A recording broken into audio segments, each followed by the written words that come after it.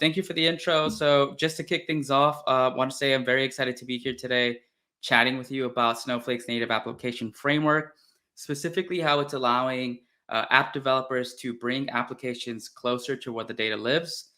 In fact, in this case, in the exact same environment, so Snowflake, and also giving app creators the opportunity to package it up, list that application on the Snowflake Marketplace, and if they really want to monetize it and unlock new revenue streams. And I'll get into all the details of that in just a moment. Today will be a hands-on lab. So build and deploy your first Snowflake native application using mostly Python, about 90-95% Python, a little bit of SQL just to set things up. And I'll go into all the resources and things that you'll need to be able to follow along in the lab shortly. As was mentioned earlier, my name is Gilberto. I'm a developer advocate at Snowflake. I've been in the space of all things developer education experience for about a decade now. And so, yeah, I'm really excited to be here. Let's go ahead and kick things off. The agenda that I'd like to cover today is first, I'll give you an overview of the Snowflake Native App framework. So, what it is, how you can use it. I'll then demo a Snowflake Native application running in my Snowflake account. And then we'll dive into the lab today so that you can follow along and build that same application with me. All right. So, and this is getting to that first question that was asked. If you are interested in following along in the lab, there are a few things that you're going to need. Number one, you're going to need a Snowflake account, whether that's a trial account or otherwise. You can create a free trial account at signup.snowflake.com. The only thing that I ask is as you create it, please select AWS as the underlying cloud provider as you set that account up. And this is the first thing that I'll call out now because it's the thing that will require a bit more time for you to do. So just, 3 to 5 minutes. And I just want to make sure you get a head start on that. So yeah, if you're interested in following along, please create your Snowflake trial account at signup.snowflake.com. Pick AWS as your underlying cloud provider for that account. There are two lab resources that I'm going to refer to today. One is a quick start, one is a repo. The quick start basically covers all the steps that I'll be able to cover here today. And the reason I'm sharing it here is more for reference, and I'll paste the links here in a bit. It's more for reference. In case that you fall back or get stuck on a certain step, you'll have all the steps in the quick start in case you want to complete the guide at a later time. And then the repo contains all the source code for the application. And so uh, let me go ahead and paste those links into the chat. So here's a quick start. I'm dropping it into the chat. And here is the repo. Keep those open for now. I won't go into the details of them just yet. I'll show you exactly what they each contain shortly, but just kind of keep those open in separate tabs for now. And then the last thing that you'll need is a code editor to be able to browse the app source code. This is optional. You can also browse the app code using GitHub. Of course, that's going to be a little more cumbersome as you navigate the directory structure within GitHub, within the repo. And so that's why I shared the repo in case you would like to clone it and then open up your own preferred code editor to kind of quickly browse through those folders. So that's optional. But again, you'll need a Snowflake account, a trial account, and then the resources here that I've dropped into the chat. All right, so with that, what are we going to be building today? Today, we're going to be building a Snowflake native application with a use case focused on supply chain analysis. I will get into the details of the entire scenario as we start building it, but I just wanted to quickly put the screenshot up here and show you what it kind of like looks and feels like. So you can see this application is running in a Snowflake account. I have several graphs here that are visualizing the data that's in my Snowflake account. This is a screenshot, so I can't navigate and click stuff in it just yet. I'll show you what it looks like in a bit, but I just kind of want to give you a sense of what an application can do. In this case, we're visualizing some data, but you can think about all sorts of other use cases for applications. You can think about enriching data. You can think about running an LLM inside of a native app, all sorts of things, which I'll cover at a later point in the presentation. But here's kind of what we're going to be building towards. All right, so with that, I'd love to first hear from you all through comments in the chat. For folks that have heard of or have used Streamlit, can you please maybe drop a note into the chat? Like, hey, yeah, I've heard of it, or yes, I've used it before. I'm just kind of trying to see where folks are when it comes to app development with all things Python.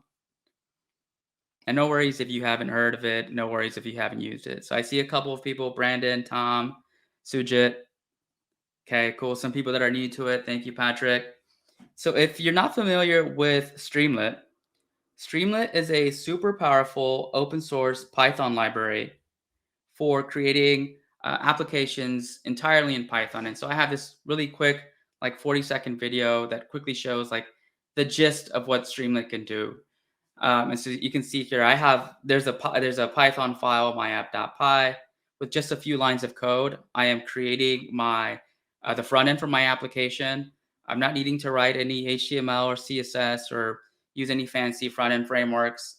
If you really wanted to, you could quickly deploy this to the community cloud. It's free, and then you'd get a URL, and then you can share it with anyone. So that's Streamlit. The reason that I ask about Streamlit is because about a year ago, Snowflake acquired the company behind Streamlit. And so my next question, and I'm curious through more comments in the chat, is how many folks here have heard of Streamlit in Snowflake? So I see some comments here that Streamlit is great. Totally agree. Let's see. Yeah, so a lot of folks. So some folks have heard of Streamlit and Snowflake. Looks like a good chunk of folks have not. It is exactly what it sounds like. So what I just mentioned earlier about Streamlit, all that functionality is now available to you natively in Snowflake. And so with Snowflake, inside of Snowflake, you can now build Streamlit apps that you could share among accounts that are in the same Snowflake organization. And the cool thing about this model is that the application is running not just in Snowflake's governed security perimeter, but right next to the data that app is using. So here's like a quick screenshot of what that looks like, a Streamlit and Snowflake app. If you're interested in trying out Streamlit and Snowflake, you can today if you have a Snowflake account that's running on AWS, coming to the other major cloud providers very soon. But here's kind of the gist of what a Streamlit and Snowflake app looks like. And so the reason that I now ask about Streamlit and Snowflake is because today we're going to be talking about the Snowflake Native Application Framework. And the Snowflake Native Application Framework takes this Streamlit and Snowflake model to the next level. And so with that framework, you can now package up your Streamlit and Snowflake app or your data app and distribute that app to anyone that's browsing Snowflake. So much like the experience that you have today when you pick up your smartphone, you go to the App Store, you're browsing a lot of apps created by all sorts of creators. That's a similar kind of experience now with the Snowflake Native App Framework, where now folks who are creating these applications can package them up, list them on the Snowflake Marketplace, and make them widely available to new users. And if you really want to, you could monetize that application and unlock revenue streams that way. So that's the gist of it here. That's what the Snowflake Native App Framework in just a few sentences is. Before I kind of move further with this, there are two core personas that I'm going to be referencing today. Number one, the folks that are creating the applications, who are writing the code, packaging it up, listing on the marketplace. I'm going to refer to them as providers. And then the folks who are actually using the application, so they're discovering it on the marketplace, they're installing it and running it in their Snowflake account. I'm going to use the term consumers to refer to them. And it's important to keep these two personas in mind because as we think about throughout the lab, as we build that app, it's important to orient yourself and kind of put yourself in the shoes of either the app provider or the consumer so that you can kind of understand how the application is working and the use case that it is intended to solve. And so some pretty neat benefits for application providers. How exactly are you going to be building the Snowflake native application? It's not called native just because the apps are running in Snowflake. That is a big piece of it, but also the vast majority of the technologies that are used to build that application are Snowflake technologies. So any kind of application logic or data transformations you could use with Snowpark for Python. You could also you're going to be using Streamlit, which is why I mentioned earlier, to build a front end. And then you also would be able to use any of the Snowflake primitives that you're already used to. So user-defined functions, user-defined table functions, store procedures, tasks, external functions, all of that is still programmatically available to you and you're able to package that up in your application logic. As I mentioned earlier, for app providers, you can drive revenue by listing the application on the marketplace and attaching a billing model to it. And I'll dive into the details of what that billing model looks like in a bit. And then because the application is running in Snowflake, for anyone who's considering using your application, some typical concerns are around security, around whether or not around procurement. But since the consumer, the user of the application, is also on Snowflake, a lot of those concerns are kind of alleviated and taken care of because the application is running entirely in Snowflake on data that's typically already in Snowflake as well. On the consumer side, you can quickly and easily discover the apps on the marketplace. Today, if you've used the marketplace, you can find data sets on there, proprietary data sets sometimes. So the experience is very similar. You would go to the marketplace, find an app that meets your use case for your data, install it, and run it. And then, similar to what I mentioned for providers, any security or procurement hurdles here, they're basically already cleared because, again, everything is going to be running in Snowflake on data that you own. What does the experience for a provider look like when they're building a Snowflake native app? You bring your own tools to the workflow. You could work in Snowflake worksheets inside of the Snowflake UI, or you could use a visual VS Code extension that we have for Snowflake. You don't have to use that extension, but you could, or you can work directly in VS Code in combination with other CLI tools that we provide. You're going to be using all the same Snowflake primitives that I mentioned earlier. There's a bit of SQL that you can use for scripting exactly what's going to happen when that application is installed in an account. Your UI is going to be built using Streamlit. You're able to test and share that app within the same account. And then I have this last point here. I have plus SPCS. For folks that are not familiar, Snowpark Container Services is a feature that Snowflake announced at their annual conference this past summer, which basically allows you to, in combination with native apps, anything that could be containerized, anything at this point, could run in a native app in the future using Snowpark Container Services. So I mentioned today about how you don't have to worry about using React or some other frameworks for building, let's say, the front end of your native application. But we do get questions on, hey, can I run that? Can I run this stack as a native app? Today you cannot, but in future, when we pair this with the Snowpark Container Services feature, you'll be able to basically run anything that can be containerized, any app, for instance, inside of a native app. And so that'll launch in private preview pretty soon. So keep an eye out for that. I talked earlier about billing models. It's not just it doesn't have to be just, a consumer paying a fixed a fixed one-time payment when they first install it. It's pretty flexible. So for example, you could attach a billing model that drives revenue on a query that is run in that application, or on specific events that you consider to be billable, or maybe there is a base monthly fee, kind of like a subscription. So it's pretty flexible and you get to define that. And then after the application is listed on the marketplace, the way you manage it, the way you operate it and maintain it, right? Say there's a bug fix, you can quickly spin up a patch and Snowflake will manage that release for you. And so we'll roll out that change to make sure that that bug fix that you implemented is rolled out seamlessly. And then on the flip side, if consumers have opted to, so if users of the app have opted to share any logs associated with the application, you could look at that and just get some more insight on what might be crashing or what might not be working as intended. For folks who are using a Snowflake native app, here's what the experience look like. You find them on the Snowflake Marketplace. Every single application on the marketplace has already undergone a security review by Snowflake. We we check everything just to make sure that there's nothing malicious that could affect a consumer account. We of course want to mitigate and prevent any security threats and abuse. As you're thinking about installing an application, you're able to review all the actions and the permissions that application is going to request of you when you install it. And then you can also view an app's monetization model before you purchase it. Once you start using it, you're going to purchase the application using your existing Snowflake capacity commitment. There are some apps out there that you might be able to try with free trials. And so free trials is another feature that's supported for app providers. And then you can take that application, run it in your account, and just see how it runs, see how it works, see, get a sense for what that application does. And of course, as I mentioned, you can grant any object level privileges in your account to that data. Maybe the application says, "Hey, I need access to this object, to this table," and you get to decide whether or not you grant that permission to the application.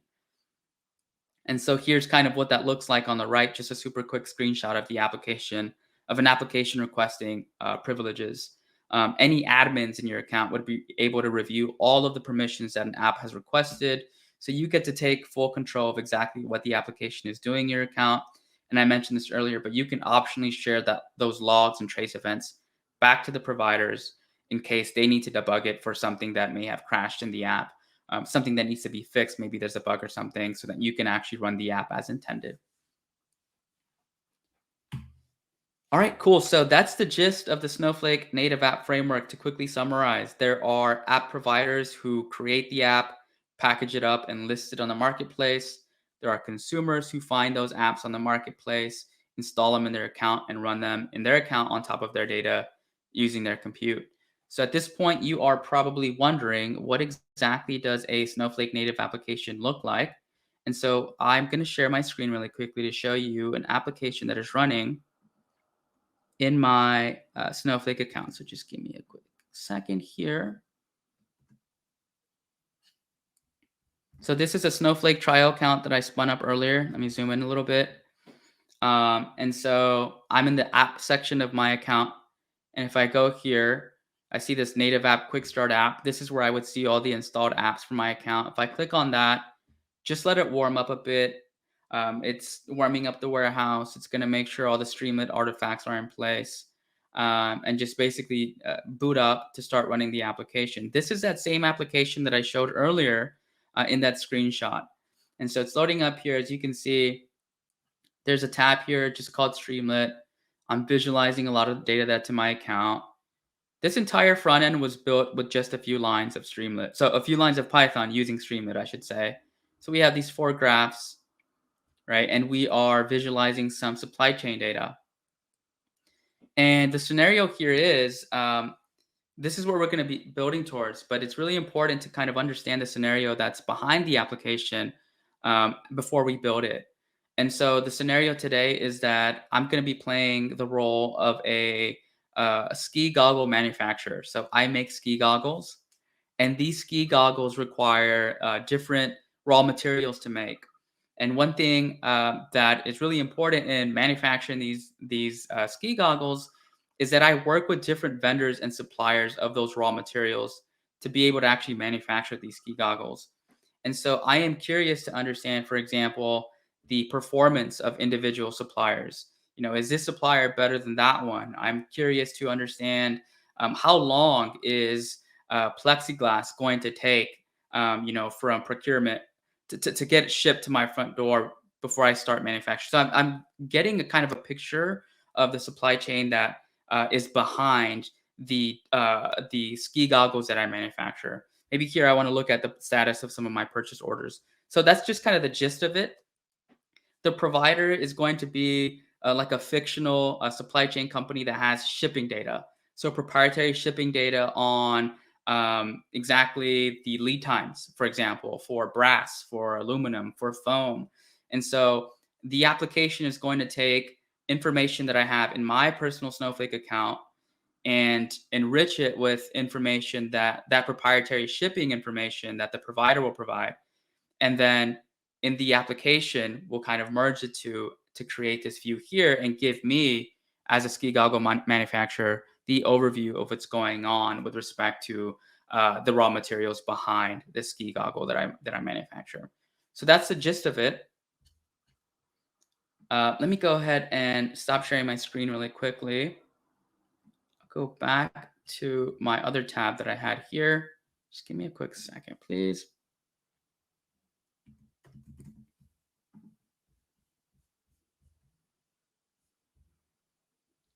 All right. So there are two things. So the two resources that you are going to need if you are going to be following along are, and I know I already dropped them into the chat here, but in case you missed that, let me show you exactly how you can find them. If you go to quickstarts.snowflake.com and then go to the search bar and type in native apps, you should get two results back. It's the second result here, getting started with Snowflake native apps. I'm going to leave this open mostly for reference. I don't want to have to manually type every single thing here. Some of those things are conveniently already in here, and I just want to copy and paste them in the interest of time. So I'm keeping this open as reference. I won't walk through these steps in order or sequentially. I'm keeping it here in case folks who are using it need to kind of orient themselves in where we are in the quick start. And then also if you quickly want to like copy a code snippet that's in here, I can just quickly tell you, hey, go to step 10, check it out, like copy that and paste it into your Snowflake account. And then the repo here is on github.com/Snowflake Labs. And then if you scroll down to actually start searching for a repo, type in native apps. And it is this third result here at the bottom, SF guide, getting started with native apps. So those are the two resources that you'll need to be able to follow along today during the lab. Okay, so with that, let's go ahead and get started. Um, let me go directly to, let me see here if you guys can see my code. Okay, awesome. So, all right, so what am I doing here? This is the repo that contains the source code for the native application that we are going to be building together. Everything is inside of this app folder, and the specific source code is inside of this SRC folder. And so what I wanted to do is I've opened this up here in VS Code, and I have this repo open here. I wanted to start by kind of going through some of the key files that make up this native application. As you can see, the source directory is pretty small, and that is indicative of how little it takes in some cases to actually be able to spin up, to author a native app, and publish it into Snowflake. And so quickly, just to show you what's going on here, I will start with the UI scripts. Sorry, I can barely see here. Streamlit.py. All right, so within the libraries folder inside of the SRC folder, I've opened up streamlit.py, and this is the file that represents the entire front end for that native application. So everything that you see here, everything that you saw here with the graphs and the title and the formatting of the data, that is all defined in that one file that I have here. And so if I can see here, this is 90 lines of Python, only Python. And here what we're doing is we're importing Streamlit because that is how we're building the front end here for the native application. Snowpark, we have this permissions SDK that Snowflake provides that you'll see in action later today. I'm importing pandas to do just a little bit of transformations here on some of the data that's going to be in my account. I have a function here called load app that is going to load the Streamlit app given some data, so a couple of tables. But then you can also see here exactly how I'm invoking Streamlit to render some components in the UI. So here's that spinner, right? Whenever we're loading up the app and it says loading lead time, order status, so so forth and so on. st.spinner. That's all it takes to be able to render that. And then here, if you're familiar with HTML and CSS, you're probably used to using Flexbox and divs and moving stuff around in grids. Similar kind of case here with Streamlit. I use a container, and then inside of that container, I define two columns, right? And then in those columns, I'm going to have my graphs. And so if I go back here, I have two columns here, and then I have my graphs in those columns. Then you see some formatting here. I see some titles. You see some transformations here against the data frames that I had, right? Let's see. And then down here, here's a title for the actual application. I say, hey, this is the orders table we're going to use and the site recovery table. And then I invoke that function. I call it and say load app with those two tables. And that's all it's going to take to be able to start running this application. So I thought I'd start with kind of the most tangible piece of the application, which is a front end entirely defined in Python in one file in less than 100 lines of code. The next thing that I will go into here is a user-defined function. A user-defined function is a function that will execute inside of Snowflake, but in this case, I don't want to use SQL, right? I want to use Python, and so this is the way that you would do it.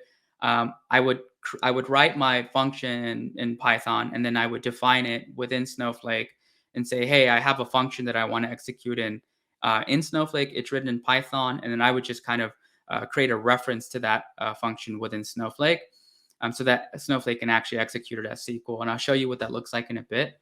I have three very basic user-defined functions here, or UDFs. One that calculates distance, one that calculates lead time, and then just like a sample one, def hello world. I don't think we're actually going to use this one in the application, but I just wanted to show here, this is where I would package up all my logic that would be powering the application.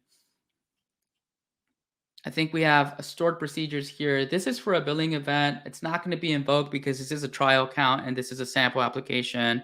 But as you can see here, if I wanted to create a billing event on, say, the number of rows, and I see it's commented out, um, this is kind of like the boilerplate that I might use to be able to start thinking about how to do that. We're not going to invoke it in this application, and I don't think this file is going to be used at all. But I just kind of wanted to show another file that's in this app, so that you can see, there's not a lot of magic behind this. This is just something that I was toying around with, but we won't actually be invoking any billable events for this application because it's a demo app. Here's an environment YAML file, which is going to define any dependencies that the native application is going to need. And so here, all I'm saying is, hey, I need the Snowflake Native App's permission SDK to be able to create a first-time setup experience, which I'll demonstrate to you in a bit. I'll go back to this as we build the application. And then there are two last files that I want to show you that are super important for the native application framework. The first one is a setup.sql file. This is a required file for all native apps that contains all the SQL setup, all the setup that the application is going to need to be able to run. When a consumer goes to the marketplace and clicks install, this is what's running under the hood. It's going to be whatever the provider defines in that setup.sql file. The way I like to think about what's going to be packaged in here is roles, permissions, and logic. And so, which roles exactly? The roles that would be defined here would be the roles that the provider wants within the application. So you could think of, for example, an application that has different roles with access to different parts of the application. I could come in here as a provider and say, hey, I need role A, B, and C. Role A will be the admin. Role B will have a subset of those privileges. Role C will be even more restricted. For this application, I'm only defining one role. And then I'm also going to be defining some. Give me 1 second. My phone is ringing. Sorry. I'm also going to be defining. So I said roles, permissions, and logic. I then make sure that my roles have all the permissions that they're going to need within the application to be able to interact with different things in the app. I'll show you what that looks like in a bit. But here's also the logic that I mentioned. So earlier, I showed you exactly what my UDF looked like, the one that says calculate lead time, which is in that udf.py file. When I go back to my setup.sql script, I have to make sure that I create that and define it and say, hey, I have this calculate lead time function that is going to be is written in Python, running on Python runtime 3.8. It uses this package, and here is where it's defined. And in that file, this is exactly what that function is called. So I'm just kind of defining the logic here. I do that for each UDF that I have already defined. I have procedures here for updating references. This is for first time setup, which I'll show you in a bit. I really can't show first time setup until we reinstall the application, and you'll see what it looks like. Then this code will make sense. And then here are the permissions that I mentioned earlier. So I want to make sure that the application has access to the right schemas, the right tables, the right procedures, that it has the right permission to say, run a select query on a view that I'll create on data that will be in my account. And those are the permissions that the application will also will ask you for, but also need to just kind of operate as intended when it's actually installed in your account. All right, so the last and final file that I'll go over before we start building this is a manifest YAML file. This is a crucial part of your application. You're going to be defining several, it's kind of like metadata, but also references about the application.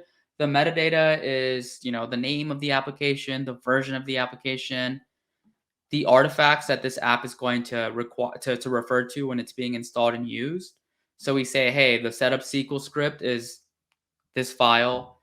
The front end is going to be the streamlit.py file. Please use that as the default front end. This is where, as the app provider, I can set the log level or trace level, so for those logs that if the consumer later wants to share back with me, I would have turned them on here and said, hey, I want to be that application to generate logs that I can later use to debug the application. And then here I have this references entry where I have an entry that represents the objects that the application is going to request permission to. So here I have an entry called order table. And all I'm saying here is, hey, the application is going to require select privileges on a table that is going to contain orders data. And all this is the definition of a reference. When I, as a consumer, install the application in my account, I will need to bind that reference to the actual object in my account and say, hey, you're looking for this table. Here's a table that contains that data. Whether or not it's called orders, ideally it is just because it's going to be easier to find that way. But if it's not, you go and you just manually map that object to this reference. And then here is a callback that we've defined, and I showed this earlier in the setup SQL script, right? This update reference procedure. This is related to adding, removing permissions to these objects. I will go back to this later as we do the first time setup for the application when all these permissions are actually being requested. All right, cool. So I gave you an overview of the framework. I demoed the app and then I've gone to the source code. Now it's time to build this application using the source code. And so just to get started, the first thing that I'm going to do is I'm going to uninstall this application and I'm going to drop it and we're going to build it again using the source code. And then behind the application is actually the application package. And so when an application package is instantiated, it creates the app. So this is the source code. This is the package that's behind the application. I'm going to drop that as well because we're going to create the application package too. And then there was a database that I was using earlier that contains data that the app is going to use. And it is here, this native app quick start database. I'm just going to throw it all away. So I'm going to drop it. And these other objects that I have, these other databases, that was just me toying around with other native apps that I've built in the past. So I'll just go ahead and refresh that. So I don't have. So just to recap, what I've uninstalled the app. I dropped the application package that is behind the app, and then I also dropped all the data that the application is going to use, so that we can build this together. Okay, so let's go ahead and get started. I'm going to be using SQL worksheets within Snowflake to define a lot of the things that the application will need. So basically, to prep the account so that the application can run as intended later. Don't worry necessarily about having these exact same worksheets. I will point you to those code snippets in a bit, but I just want to give you a heads up. I'm using worksheets. You could go to worksheet here. You would quickly start up a new SQL worksheet, and then you could type in whatever you want in there. So that'll be the flow. And then once you have one open, you can quickly create another one, SQL or Python. We're using SQL for the account setup. And so that's going to be the flow. I've already kind of pre-prepped mine with the code snippets that I need. And these code snippets are all in this quick start, and I'm going to refer to these. So you won't get lost. I'll point you to the code snippet in here so that you can go back and run it. Okay, awesome. So The scenario is, again, a supply chain scenario. Provider is going to be providing me with proprietary shipping data around raw materials. The consumer is going to bring orders data that they have, right? And so we're using a single account today to mimic both the provider and consumer side of the experiences. In practice, there would be two accounts, right? There would be a provider account where they're building the app, and there would be a consumer account where they are downloading that app and installing it. But since this is a demo in a lab, we're using a single account to show both sides. And I'll tell you exactly when we have our provider hat on, when we have our consumer hat on, so that you can orient yourself in this journey. So the first thing that we need to do is we need to prep this account to contain both the provider data, that proprietary shipping data, and then also the consumer data. So whatever the consumer is going to have in their Snowflake account, in this case, the shipping data. All right, and so the first thing that we're going to do is we're going to prep our account to manually define. We'll define these tables, and then we'll load the data into these tables. And so the first thing that I do is I'm going to run this code snippet, which you can find in the quick start. It is step 8. It is this first code snippet. If you copy all of that and then go back to a SQL worksheet and paste it in. Well, looks like I didn't hit copy, but anyway, I'm not going to go back and do that again. This is where I am. So it's the code that is in step 8. Again, the top code snippet. And I want to run everything in this worksheet. So I'm going to go up to the top right and hit run all. And I'm just doing a few basic things here. I'm creating a warehouse that's going to power the application. I'm creating a database called Native App Quick Start DB. I'm creating a schema within that database called Native App Quick Start Schema. And then I'm creating a table called MFG shipping, so the manufacturer shipping data. And I'm defining the columns and their corresponding data types. And so if I go back, actually, I can just do it here. If I quickly refresh this, here's that database that was created. Open that up. Here's that schema that was created. And here's a table that was created. So MFG shipping, you can see its definition here. It's the exact same thing that we ran in the worksheet. There's nothing in this table. All we did was create it and define the columns. We'll go back and upload the data shortly and populate this table with that data. All right, so that is the provider table. Let's now define the consumer data. So the consumer tables, we're doing the exact same thing we just did, but now we're putting our consumer hat on and defining the tables that the consumer account would need to have so that the application could run as intended. And so this SQL, if you go back to the quick start, and as I mentioned earlier, I'm not going in order. I'm jumping around. You would go to step 10. Let me zoom in a bit here. And it is this code snippet that I'm copying. So I'm copying this here. I'm going to go back, open up a new SQL worksheet, and drop that in there. And now I'm going to run everything in here. And I'm doing very similar thing to what I did before. I'm using the warehouse that we defined earlier, the database and the schema that we created earlier. I'm defining two new tables, MFG orders and MFG site recovery. We can confirm that they were created by going back to the schema, tables, and then I'll hit refresh. And there they are. Again, these are empty. You can see I have this note here. We should go back and load data into those tables.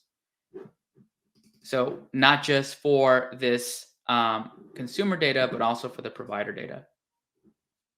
And so it's pretty easy to do that. And so now for this next step where we actually load data into these tables, you're going to be looking at a folder inside of the repo, inside of app, there's a folder called data. These are CSV files that we're going to load into the corresponding tables. Now this is just, we're loading CSV files manually just for the purposes of the demo. In practice, this data would already exist in either the provider account and the consumer account, right? In the corresponding accounts, I should say. And that data could have been ingested in any which way that that provider or that consumer used or prefers. And so I just want to show you what this is inside the repo, app, and data, because when we go back to Snowflake in the UI, we're going to be prompted to navigate to this data so that we can load it into those tables. So let me go back here and let's start uploading that data. So I'm going to click on data, databases, native app, quick start DB, native app, quick start schema, tables, MFG orders. So let's load the orders data into this table. All I did was click load data at the top right. I get this modal, and I'm going to be using a CSV file. Remember that. So I'll go here. Is it recents? As you can tell, I've been messing around a lot in here. Give me a second.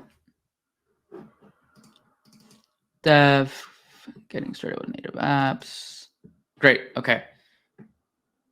So I'm going into the app folder. I'm going into the data folder. This is the orders table. So order data CSV. And then I will click on next. And then here, field, you don't have to touch anything except for one field here. So field optionally enclosed by, just hit double quotes. So let me just quickly show you what that looks like again. If I go back, I went and found my order data, which is going to go into the MFG orders table. I clicked on next, left everything alone. The only thing that I'm going to change is this field here. Make sure you set that to double quotes.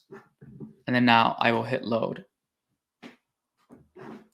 Successfully inserted. Here's a preview of that data.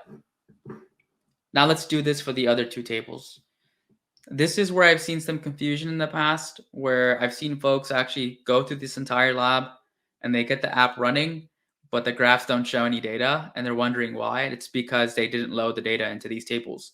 So if you skip the step, you could, in theory, you could still run the application, but there would be no data for the application to reference or use or visualize. So this is a pretty important step.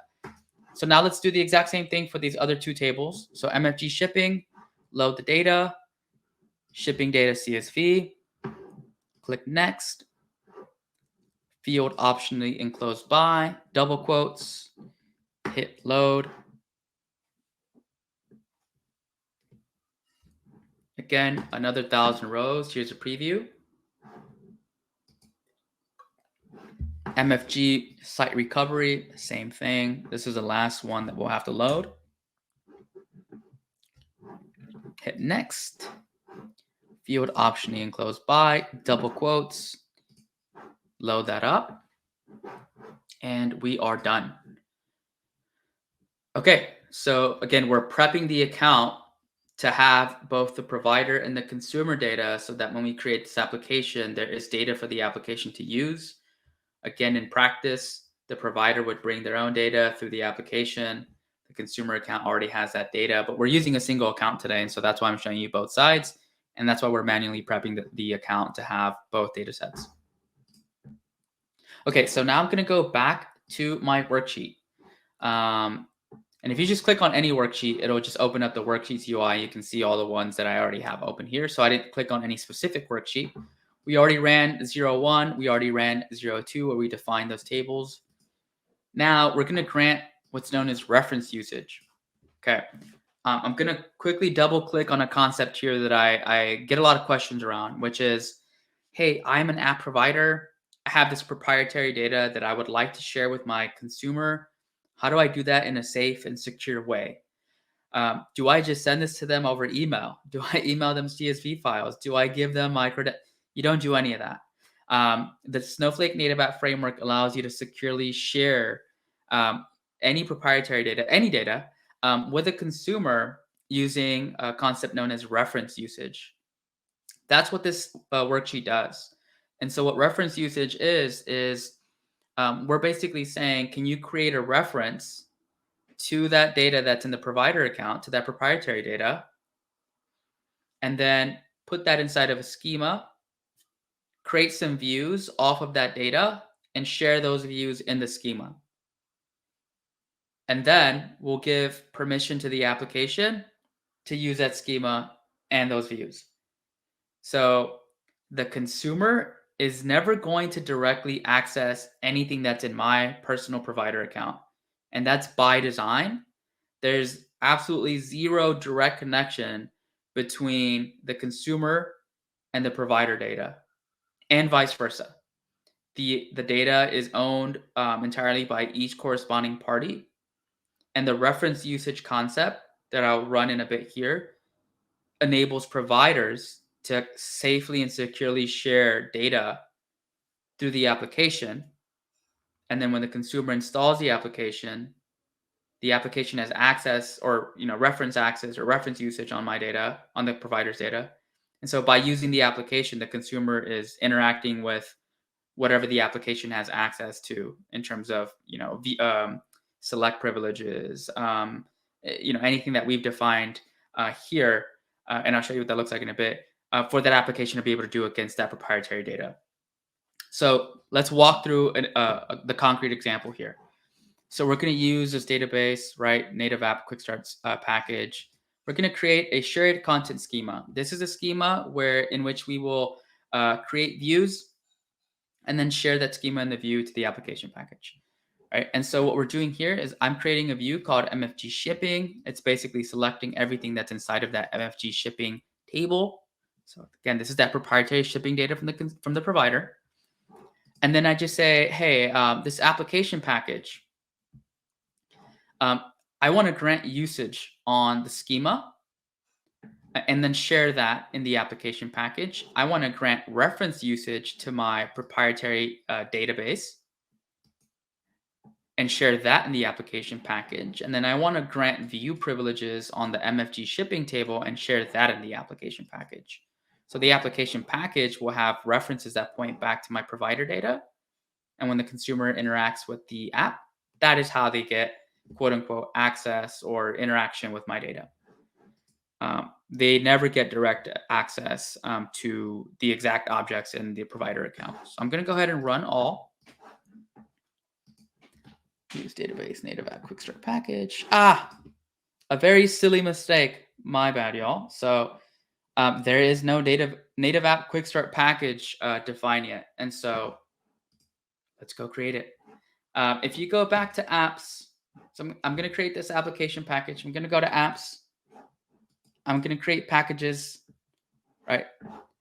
This is the key part. I skipped a step, sorry. If you click app package here, all we're doing is just defining the application package that's going to have the source code in it. And so I just want to make sure I get the correct name here, and I believe it is somewhere here. Well, look, you could just get it from that worksheet that I had open. So go back to the worksheet.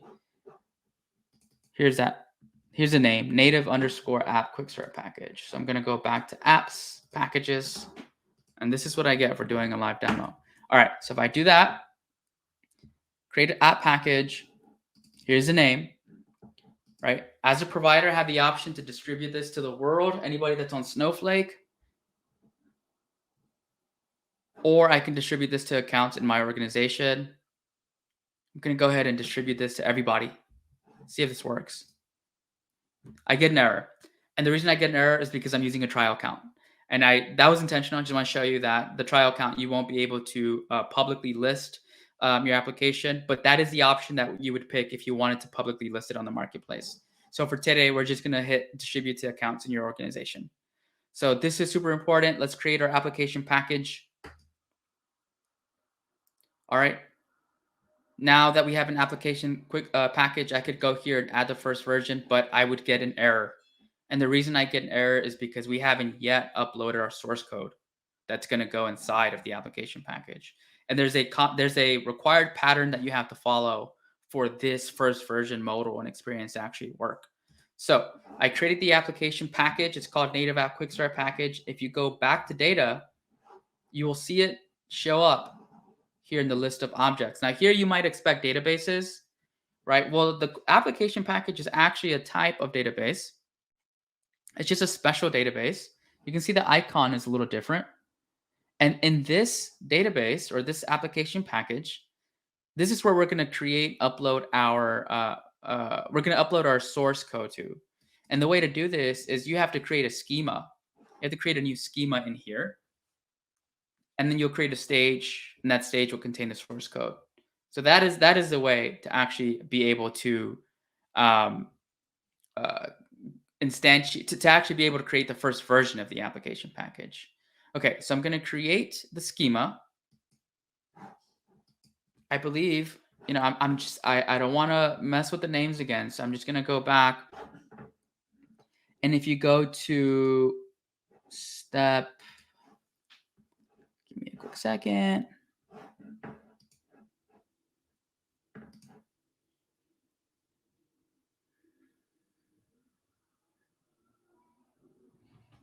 I think it's just native app quick start schema, but I don't want to, here it is. Yeah. So here it is. So if you go to step 8,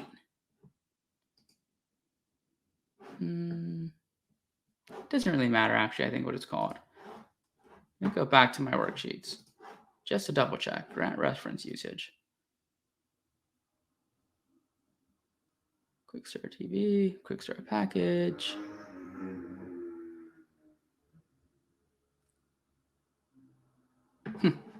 Okay, let's just try this out. So we're going to go back to data, native app quick start package, create a new schema. I'm going to call it code. Inside of code, I will create a stage. I'm going to go to stage. This stage is going to contain my source code. You can call it whatever you want. I'm just calling it this. I'm just source just so that I remember what it was called later and that I know that it's storing my source code. Okay. All right. No, so now I'm set up to actually to upload the source code behind my application. So again, all I did was go to native app quick start package, create a schema called code, create a stage called source. I'm going to go now and upload the source code that powers my application. So the way that I'm going to do that is just click on files up here. I'll hit browse. Let's navigate back up to the root of this repo. I'm going to click on app. And again, all my source code is inside of this source folder. I'll start by, I wish I could just select everything, but I can't. I need to individually select the files and later the folder. So I'll show you what that looks like. So first start with this outermost manifest YAML file, upload that. The next thing that I will do is go to scripts. That's the setup SQL script that's required. And remember, there was that was inside of a folder called scripts. So I have to make sure that that folder also exists in the stage. I'll explain why in a bit. So you can see it creates a folder called scripts here. Give it a second. And inside of that will be my setup SQL file. I'm going to go back and now upload everything that was inside of libraries. So everything. And so I'm going to say libraries. And then I have to make sure I also create a folder here called libraries, upload. And now the directory structure in my stage should match the directory structure of the source code in the repo. So what you see in here should match exactly what is inside of SRC. And the reason for that is because the application has references that it uses, right, to different artifacts. And if those break, then the application will break and it won't run as intended. And so now I have the source code for my application in this stage.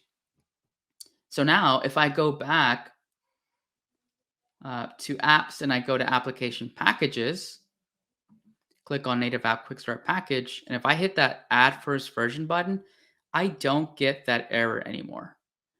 Right. And this was, remember this was erroring out. Now this application package recognizes that I have the correct setup in my application package with the stage, with the schema in the stage and the source code in there. And now I can add a first version.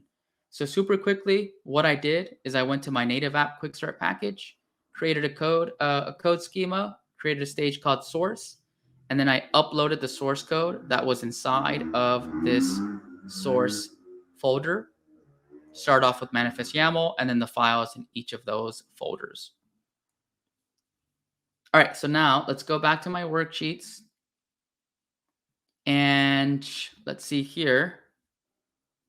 Remember, we errored out last time and we tried to, I was trying to use this database called Native App Quick Start Package. Didn't exist. So let's see if we've resolved those errors, and we have. All right.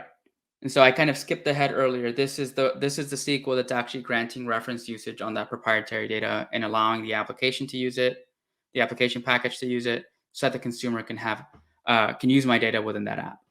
But before I needed to do that, of course, I needed to create my application package. So here's that application package, which contains my source code. Okay, so now the application package has reference usage on my data. The next thing that I'll need to do is install the application, in my account. Now, I skipped ahead intentionally here.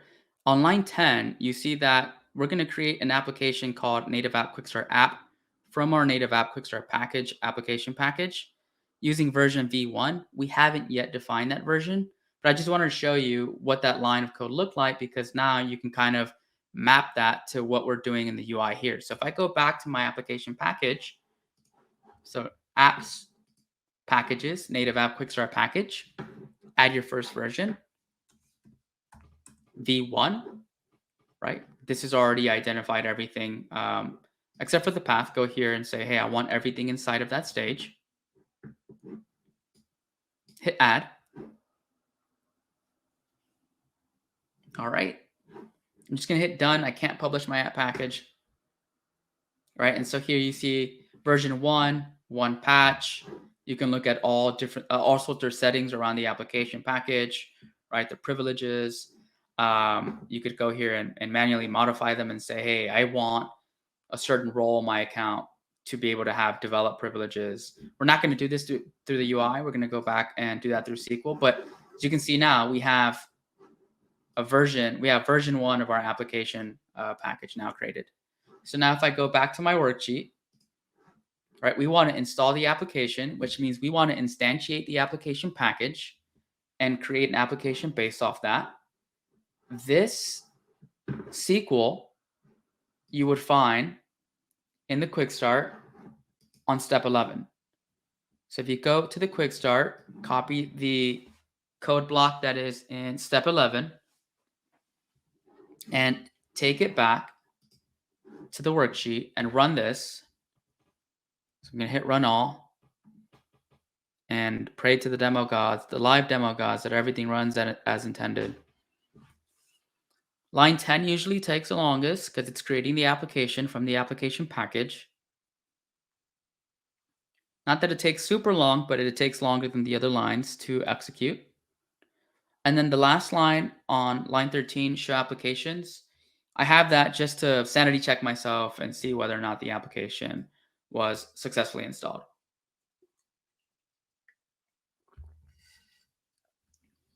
All right, we're at about 30 seconds.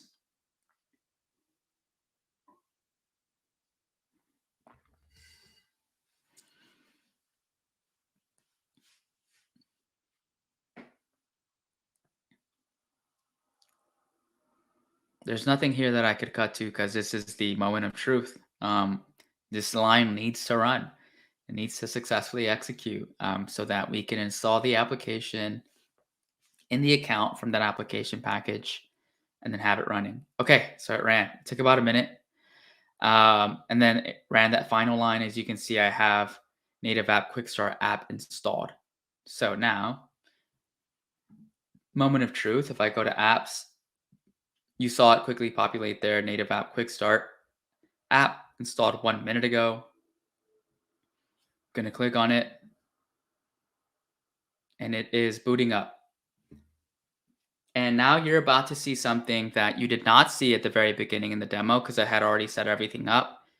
You're going to see the first time setup for the application, meaning that you're going to see exactly what the application is going to ask you for permission on. So you'll see it say, hey, looking for this object called XYZ. Can you please map this reference to the object in your account? And those are the references that you saw in the setup SQL script. So that's what it's mapping. Just taking a little longer than expected. As soon as I said that, it decided to start moving. Cool. All right, so here's that first time setup. The app would like privileges to access a table in my account.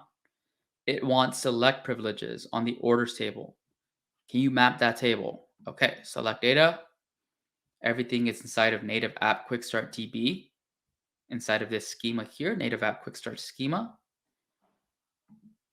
Orders. All right. And you see, like, it's asking for an orders table. The table is called MFG orders in my account. That doesn't matter. I'm doing the manual mapping.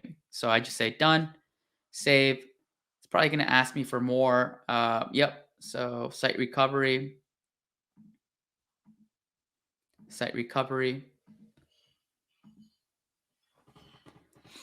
All right. So it asked me for permission to 2 tables in my account.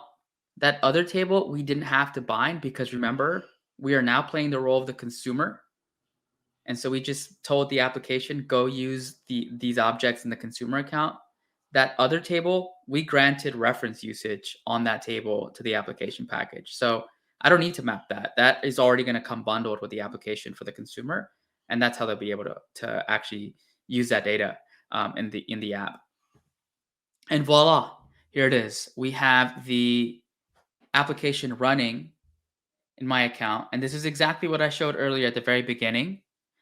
Same application with these 4 graphs, lead time status for certain orders, lead time statuses for orders that have taken longer than 2 months, the performance of different suppliers here based on according to lead time, the status of different purchase orders that I've made. Has this order shipped? How many have shipped? How many have been delivered? All right. And so just quickly to go back to that first time setup, when you saw me here talking about streamlit.py, and here's that permission SDK, right? Let me see here, permission.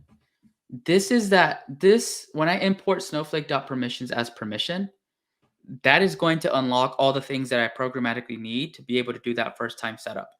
And so like if I just show you the other instances of permission in this file, you'll see here, right? Request the reference for the order table using permission, right? And remember that in manifest YAML, we define the references, order table. This label, orders table, you saw show up in that UI. Here's the privileges. The application wants select privileges on that table, right? To let the application know what kind of object to expect. Here we say it's a table, right? And then you saw this callback that we have over here in the setup script, update reference. This is in case I add, remove, or clear the reference to that. So if I were to go here, I mentioned earlier at the very beginning, I can always manage the access to different objects in my account. If I really wanted to, I can revoke this privilege to this table. As the app provider, hopefully you've built out some error handling or some kind of fallback scenarios here where if a consumer does decide to not give you access on this particular object, then the application should still, run as intended or in some other kind of backup way. Right, but here I'm not going to revoke this. I want this to run. Let's see, manage access. This is for roles. I just realized I forgot to upload one thing. So as you can see, this is asking me for a README. There's no README file available, but I should have uploaded the README that is in the repo. There's one. I think there's another one here inside of source. I could be wrong. Scripts. Or maybe there's just no README for this one. But essentially, if I do upload this README, we could upload this one just as a test. Then that README would be linked to from here. And some of that would be rendered as here as well. And so documentation for your native app comes, is part of the UI here in the native app. All right, cool. All right, so that is it. So we went from zero, basically not having anything, to taking the source code and creating this application that runs inside of your Snowflake account. And I demonstrated both the provider side and the consumer side of that. I just want to say, just super quick recap. Providers build the Snowflake native applications using Snowflake. Actually, let me stop sharing my screen here. The super quick recap, providers are going to be building the Snowflake native apps using Snowflake primitives, Streamlit for the UI, Snowflake and Snowpark for any kind of logic, and then other primitives that you have access to in Snowflake, UDFs, tasks, external functions, etc. Everything that's already available to you in Snowflake, you can actually, you can still use as part of the native app framework.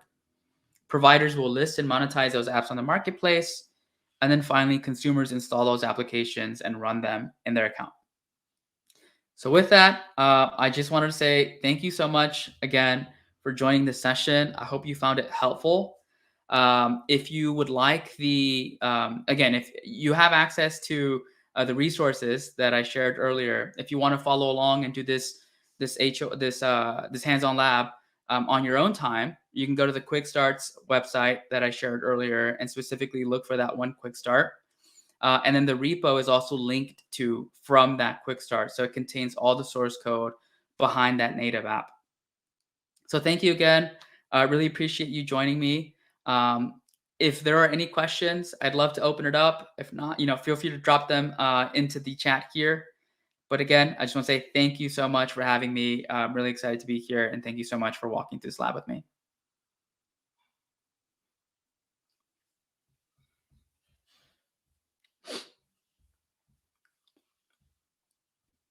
All right, I'll wait just for maybe if there's a couple of questions. If not, then I'm happy to end the session. If you selected GCP in an account, you would have to go back and spin up a new trial account and select AWS. So I believe if you've already created an account, you can't switch the underlying cloud provider after it's already been created. You have to create another one.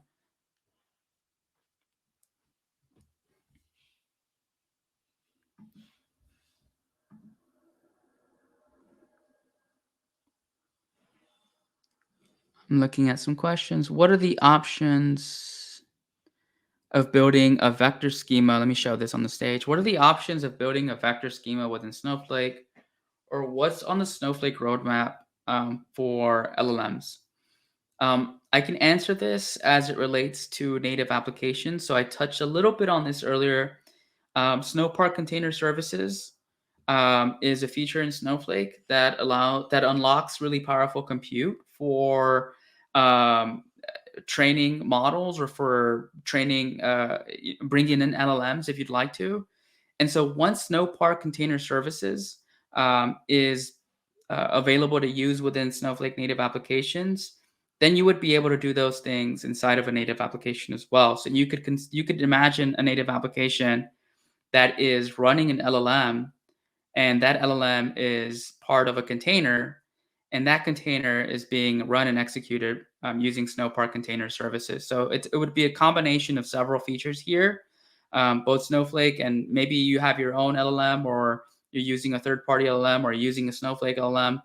All that stuff would be supported within that native app by using a combination of these different features.